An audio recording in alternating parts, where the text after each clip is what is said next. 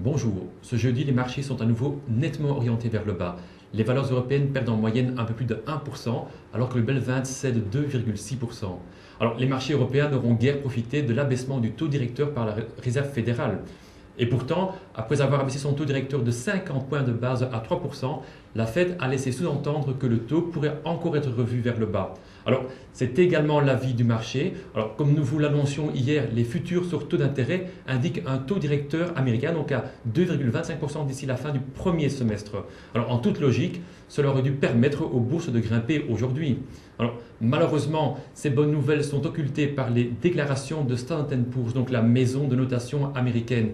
Alors, sachez que cette dernière elle est sur le point d'abaisser le rating sur des obligations liées à des emprunts hypothécaires. On parle même ici d'obligations totalisant pas moins de 534 milliards de dollars. Alors cet abaissement aura comme conséquence que les amortissements effectués par les banques pourraient atteindre 265 milliards de dollars, alors que jusqu'à présent, ces amortissements ne se sont montés qu'à 130 milliards de dollars. Alors c'est aussi ce qui explique le repli prononcé de Fortis, Dexia et ING, donc cet avant-midi, qui perdent 5% voire plus. Alors la situation pourrait encore s'empirer si on devait toucher au rating d'un des grands assureurs obligataires tels que MBA ou Ambac.